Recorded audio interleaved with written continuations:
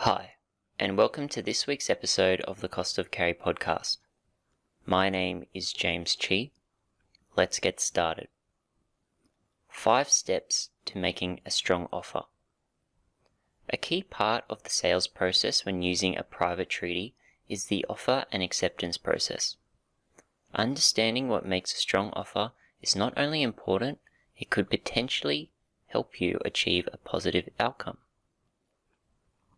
When making an offer on a property, it's important to understand the implications of what that offer might look like to the vendor. Here are 5 things to consider before making an offer. Understand a property's value.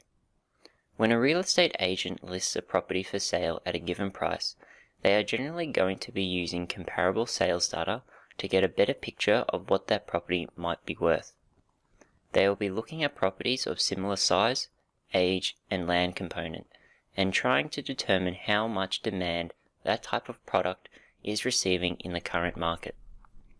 The first step to putting in a strong offer is to know the market, as well as the sales agent. You need to monitor recent sales and see how fast properties are selling and at what price. Number 2. Vendor motivation. After examining what's been selling in the vicinity of your property of interest, you need to then focus on why the vendor is selling. While this information might not always be made available to a potential buyer, speaking with the agent is usually the best way to get a better understanding of the vendor's position.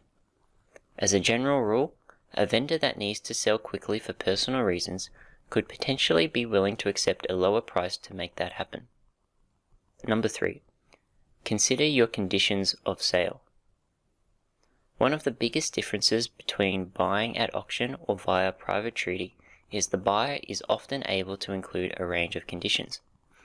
Conditions are generally things like subject to building and pest inspection or a subject to finance clause. From the vendor's perspective, the fewer conditions you attach to the offer, the more appealing it is. However, a vendor is far more likely to accept an offer with multiple conditions attached if it is the price that they want. Number 4. Always put an offer in writing. An offer is always going to be far more effective if it is in writing. In fact, a vendor has no obligation to even consider a verbal offer. As a buyer, you could potentially even start negotiating against yourself if you don't have an offer written down. And lastly, number 5, having a finance pre-approval is vital.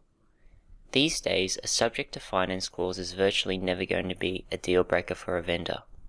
Most people buying or selling a home understand the role finance plays when large sums of money are involved. As a buyer, you can have your finance organized well in advance by way of a pre-approval. A pre-approval is something that you can use to show the sales agent you're a serious buyer, which could help you get the deal done. Likewise, a pre-approval will give the vendor more confidence in your offer. This could be important if it is a hotly contested property with multiple offers. The good news is a pre-approval is something you can talk about with your mortgage broker well in advance. It will help you get a better understanding of what you'll be able to borrow and therefore how much to spend. If you're constrained by your borrowing capacity, this could also be a good negotiating tactic.